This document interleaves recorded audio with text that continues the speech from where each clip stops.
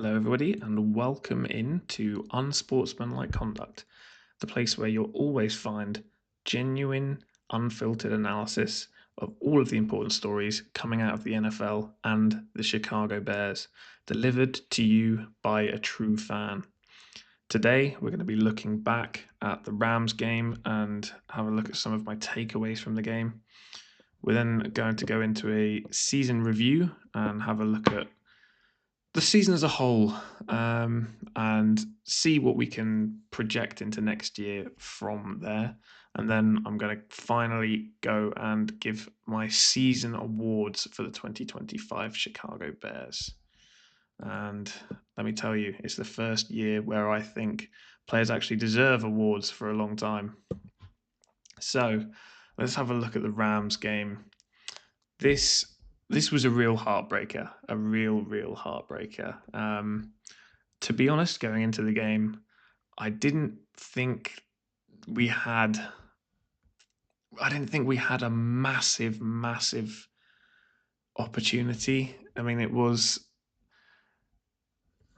a difficult one because the Rams haven't been playing amazingly well leading into the playoffs, and they didn't play well last week against the Panthers either.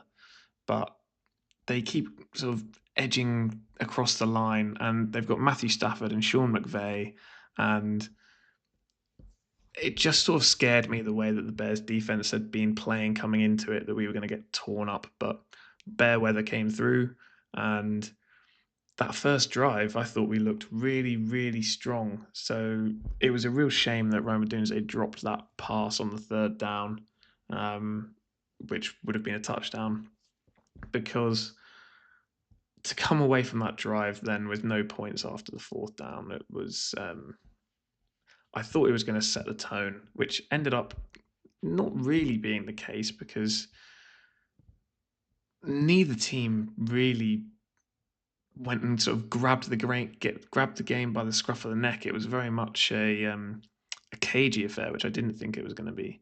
But yeah, a real heartbreaker. Anyway, on to the first point, which is the short yardage situations.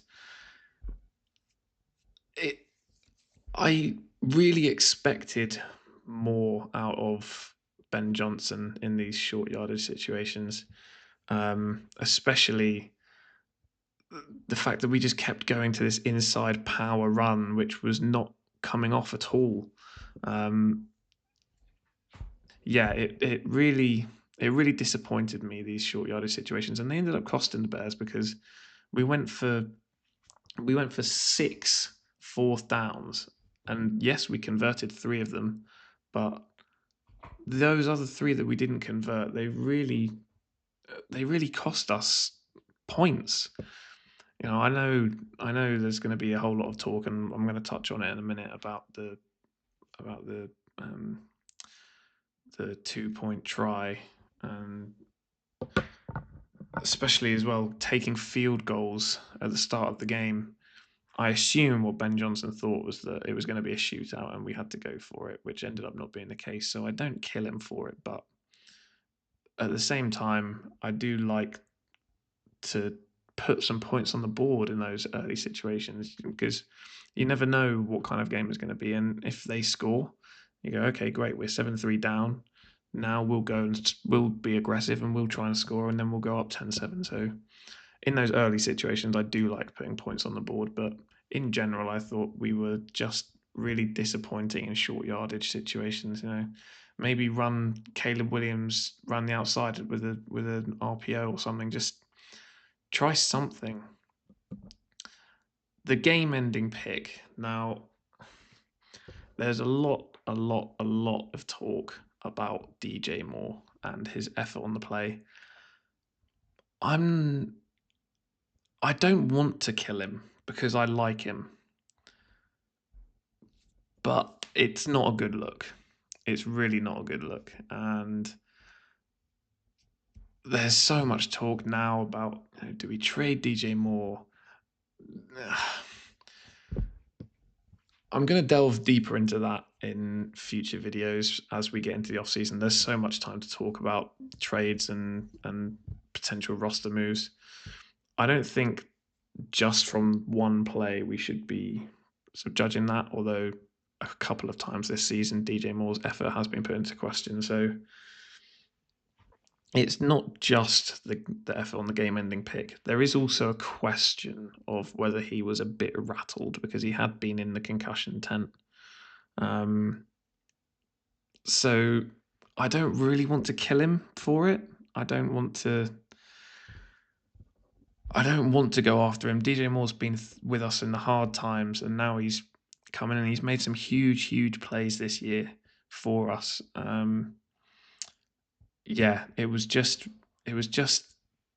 disappointing that the way that it ended was on a play where that's what he was doing. So yeah. Now, that 4th and 4. Wow. That 4th and 4. That's one of the single greatest moments of my life.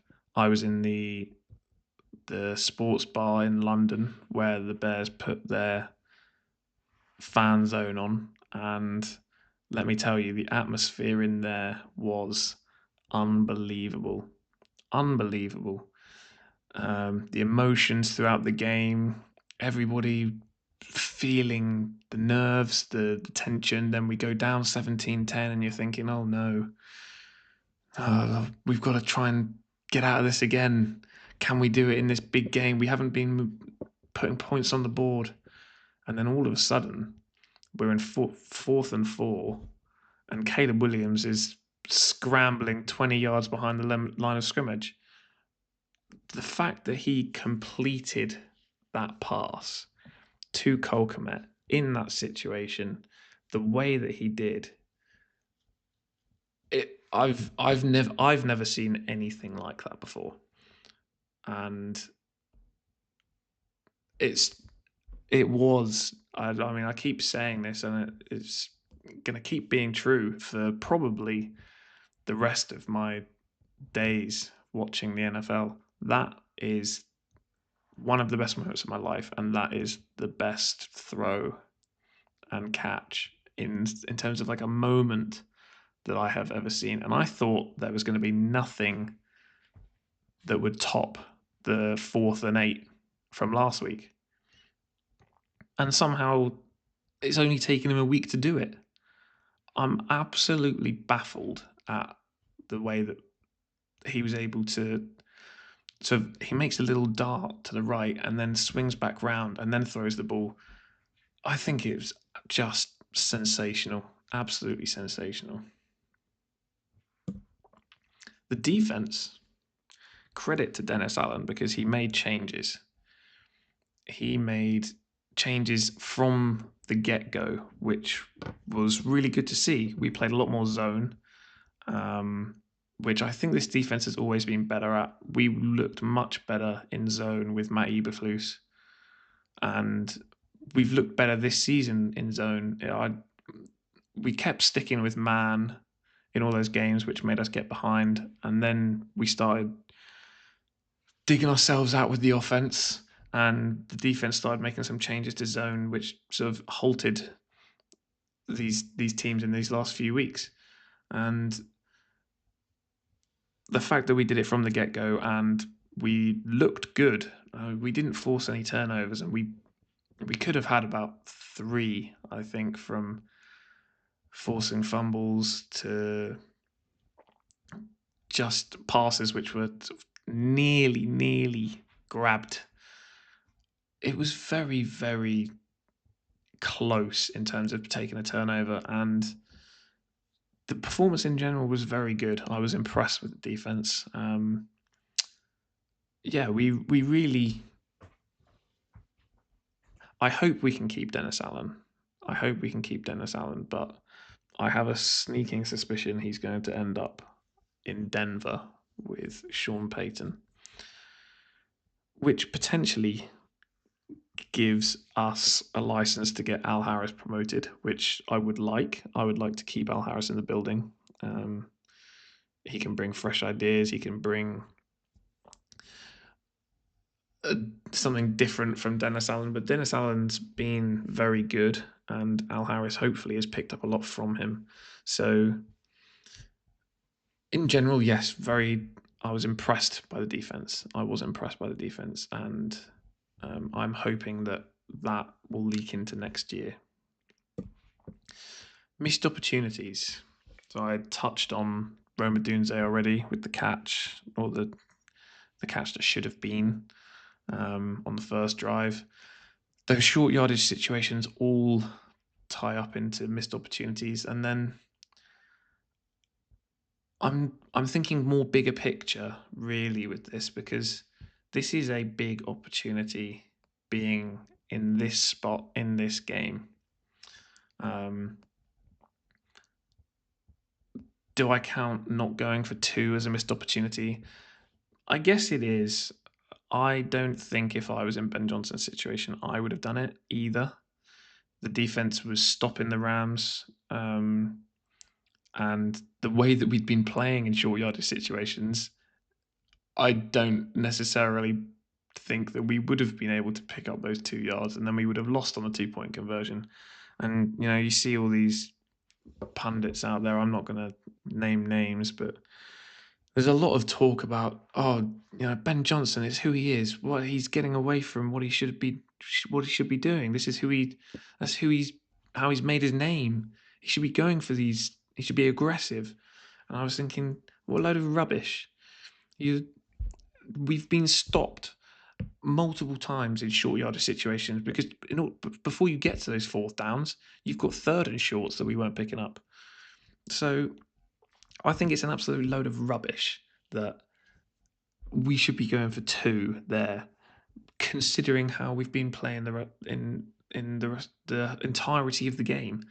I think it's just trying to grab headlines, and I think it's just rubbish. So I don't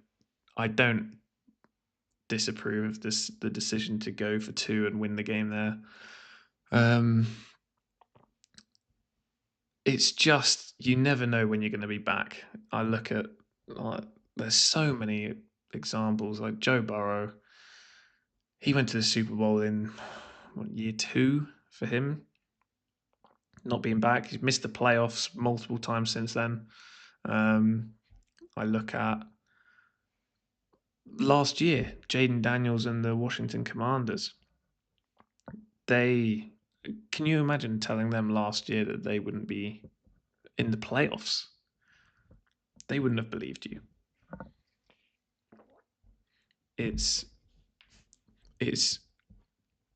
we all hope that we can get back and become a regular team in the playoffs. We all want to be regulars in the playoffs, hosting playoff games every year.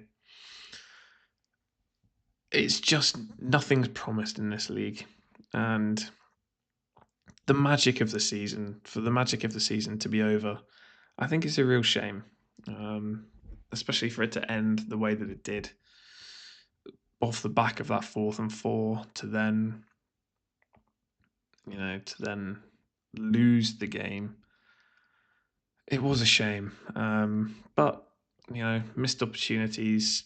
Every team has them. It's about how you keep going, and I like how Ben Johnson's been speaking about what we're going to take into next year. So, all things considered, it is a missed opportunity, but we will push forwards, and hopefully we're back next year with opportunities to do the same thing, and with a bit more experience, we can go further.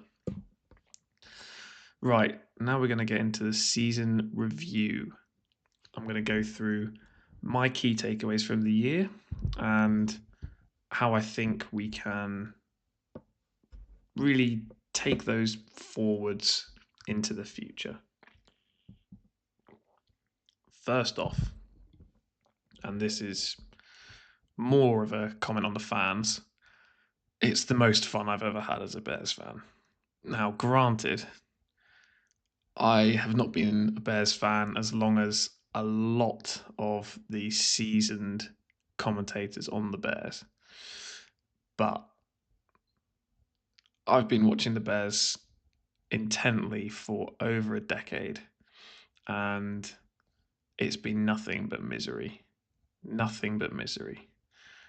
Just my first instance to think about is the double doink, and that's never a good thing to be your first memory as a fan in big situations. Um, but now all of my all I think about when I think about the Bears now is these crazy moments and just the unbelievable feeling around the franchise at the moment. Every single Bears fan, I mean, I guess you're obviously going to have a few that just can never be satisfied, but I think if you ask the majority of Bears fans, they would say that they have never been happier as a Bears fan than they are right now. And that's certainly me. I have loved every second of this season, and I cannot wait to get into the off season and into next season. The development of Caleb and his emergence as our franchise quarterback is arguably the most important thing to come out of this season, I think. At the end of the day, Ben Johnson was brought in for this purpose. We believed in Caleb. Ryan Poles believed in Caleb, and last year was. I don't think Caleb played poorly last year. I think he made the best of a bad situation, and this year it's really shown what he can do in when he's given the arsenal of weapons on the offense in an organized fashion. I mean, just there's so many instances around the league. You look at other quarterbacks like Baker Mayfield, Sam Darnold, like these guys, they're taken really high in the draft and they're just not put in good situations. And then all of a sudden they leave, they're discarded and go somewhere where they get good coaching and bang, it's like, where was this guy when we drafted him? And it's like, no, that's not how it works. You haven't put him in a good situation. And the fact that we've gone and got Ben Johnson to go and support the development of Caleb Williams is really, really important for us as a franchise to see Caleb emerge. And the season that he's had, I think, is just it's just the beginning. I think he can really push on next year and become. I think it would be absolutely shocking if he didn't get over 4,000 yards. I'm thinking he's going to end next year somewhere in the region of 4,200 to 4,400. And that's really because I am hoping that we're going to be sort of up in games and then just running the ball instead of him having to keep throwing for all this yardage. But you never know. Our schedule next year does look quite tough, so potentially we're going to be having to throw the ball a bit more than I am thinking at the moment, but we'll see. I mean, we'll see. There's a lot to unfold in the next few months before the season gets started. The vibes at the Chicago Bears right now are off the scale. Those videos of the dressing room and the good, better, best it's easily been top 3 things to do in my life this year. As soon as the games end, I'm just waiting to see that. I just refreshing my Instagram, waiting to see the good, better, best video from the dressing room. It is. I can't explain the way as a fan that you feel when you see your team having a good time and playing well. It is truly one of a kind, and it's why we love sports. I think there's nothing quite like it, and being in and around the organization is one of the best things that you can have when the feeling is like it is. I've already touched on it in terms of Caleb's development, but the offensive transformation is striking. I think about multiple times last year where it was just there was just nothing there. You'd see Caleb in there looking stranded, um, like he'd been cast out to sea and he couldn't see a ship for miles. It was it was dire straits to watch last year, and all of a sudden this year, Caleb's got sort of multiple reads. He can go there, he can go there, and even when you watch the tape, you go and you'll see, oh my gosh, he's missed DJ or Colston Loveland wide open. Like when Caleb develops a bit more, these routes and these schemes that Ben Johnson's coming up with to get guys open are still going to be in place. And they're going to be developed, and the guys are going to be knowing how to operate them better. You know, Luther Bird and Roma Dunze, Colston Loveland, they're going to be there for years to come. And the more synergy that they all have together, I think it's going to be really, really fun to watch as a fan. And it's testament to Ben Johnson, really. I know there's so many coaches in there, but it's testament to Ben Johnson. He has come in there and absolutely transformed the offense. Now, I am a massive fan of Colston Loveland. Massive fan of him. I love that man. The impact that Colston Loveland has had this season on Caleb Williams and on the offense is, I don't want to say spectacular because his numbers aren't off the charts, but the impact that he has on the team, it's really apparent when he's there and when he's not there. I know we've already got Cole Kmet, and he is a fantastic tight end. Really big fan of Cole Kmet. But Colston Loveland can go. I can see Colston Loveland being the Kelsey to Caleb's Mahomes.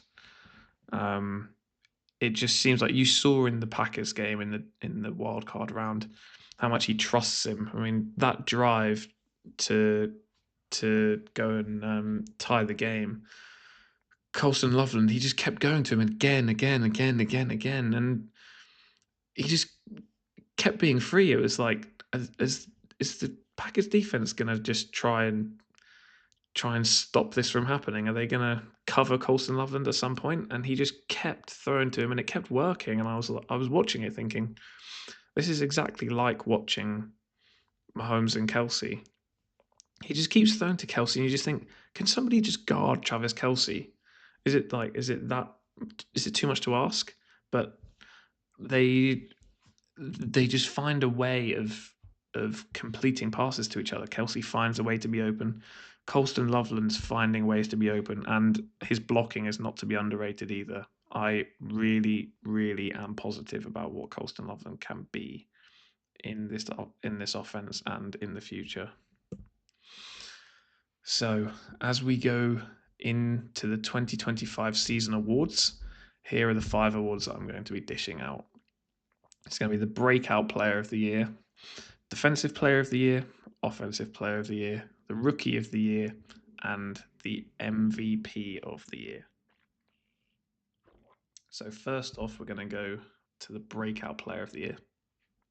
And I think this is going to surprise a few people. I'm going with Caleb Williams. I know MVP is normally a quarterback award, but Caleb Williams, the difference between Caleb Williams last year and this year is striking. I could have chosen a better picture, but I just wanted to put that in there, to be honest. I love that photo. His sack numbers are down from 68 to 24. Talk about development. 3,942 yards in the air. Again, next year, I think he's going to go over 4,000. I think that's a given. And the way that he takes care of the ball as well, I don't think it gets that much attention. I mean, it does get mentions here and there, but 7 interceptions this season and 27 touchdowns is fantastic. That's, I mean, you don't really get better numbers than that unless you're talking like MVP, which sort of a, I don't want to put too much pressure on his shoulders, but he could be the MVP next year, depending on what our offense looks like and how we navigate our schedule. He absolutely could be in the conversation. 27 touchdowns to 7 interceptions is fantastic, and I'm really, really positive, as I have said before, about what he's going to be next year and in the future for us. Now, Defensive Player of the Year, I don't think there's too many places you can go other than Kevin Byard. He led the league in interceptions with 7 and was first team All Pro. I don't think there's anywhere else that I could really go. He basically anchored our defense last year. The difference in our play from when he's on the field to when he's not on the field, it's noticeable. I don't want to say it's sort of like makes our defense trash, because the defense wasn't insane with him there, but it is definitely noticeable, and he is such a threat for takeaways, as is evident with his 7 interceptions this year. Offensive Player of the Year is a rogue one, I will say, but Joe Thuney has been nothing short of sensational for this offensive line.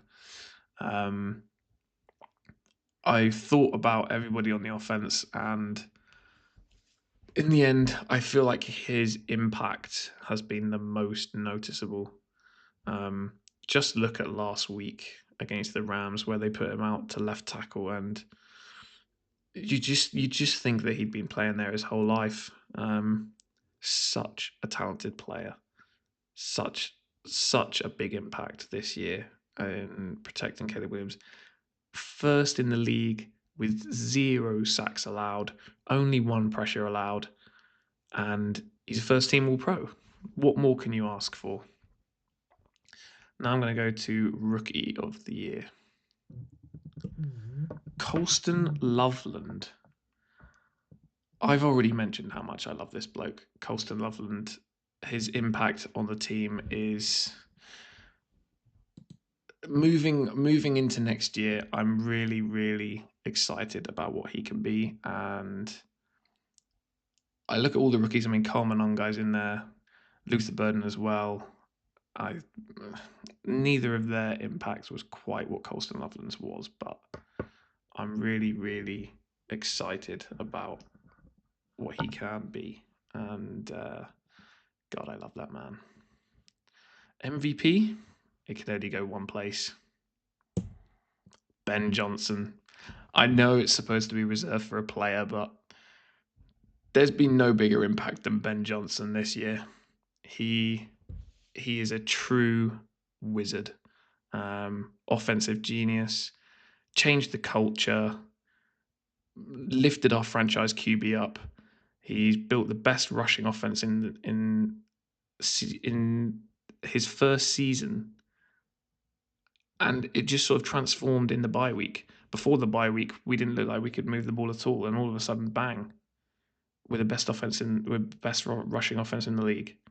For me, he's the best thing to happen to the franchise since I've been alive, and I think that will be the same for many people. So that is going to do it for this episode of Unsportsmanlike Conduct. Let me know your thoughts on what's been discussed today, and drop any topic suggestions in the comments for future episodes. If you enjoyed the episode, there's more where that came from. Hit subscribe to get more from the show, and check out my other videos to keep up on all the NFL and Bears talking points. As always, stay safe and bear down.